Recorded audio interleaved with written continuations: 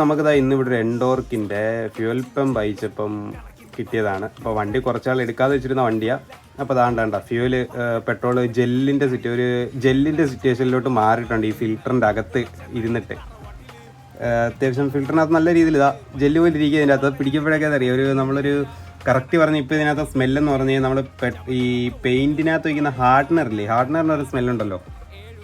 അപ്പോൾ അത് കണക്കൊന്ന് സ്മെല്ലായിട്ടുണ്ട്. അപ്പോൾ ഇനി ഇത് ക്ലീൻ ചെയ്യണം. പിന്നെ ഇതാ 5-6 ഈർക്കിലൊക്കെ കിടപ്പുണ്ട്. ഇതെങ്ങനെ ഇതിനകത്ത് വീണെന്ന് ഓണറിൻ്റെ അടുത്ത് ചോദിച്ചപ്പോൾ പുള്ളിക്ക് അറിയില്ലെന്ന് പറയുന്നത്. അപ്പം ഇടയ്ക്കൊക്കെ ടാങ്കൊക്കെ ഒന്ന് ചെക്ക് ചെയ്യുക. എന്ന് വെച്ച് കഴിഞ്ഞാൽ ഈർക്കിലുണ്ടോയെന്നല്ല, ഇവൻ എപ്പോഴും പെട്രോൾ മേടിച്ചടിച്ചിട്ട് പോകുന്നതിൻ്റെ കൂടെ ഇങ്ങനെ ഒരു സാധനം ഇതിൻ്റെ അകത്ത് ഇരിപ്പുണ്ട്. ചിലർക്കൊക്കെ അറിയാം, ചിലർക്ക് ഇപ്പോഴും അറിയില്ല. കാർബറേറ്റർ ആണ് എന്നും പറഞ്ഞിട്ടാണ് ഇപ്പോഴും പലരും കൊണ്ടു നടക്കുന്നത്. അപ്പോൾ ഞാൻ ചിലരെ കണ്ടിട്ടുണ്ട്, അതുകൊണ്ടാണ് ഞാൻ പറഞ്ഞത്. അപ്പോൾ ചെക്ക് ചെയ്യുക, ഫ്യൂൽ പമ്പ് ഒന്ന് ചെക്ക് ചെയ്യുക. പിന്നെ ഇടയ്ക്ക് ഫിൽറ്ററൊക്കെ ഒന്ന് ക്ലീൻ ചെയ്യുന്നത് നല്ലതാണ്. പിന്നെ ഈ ഫിൽറ്റർ സെപ്പറേറ്റ് വാങ്ങാനും കിട്ടും.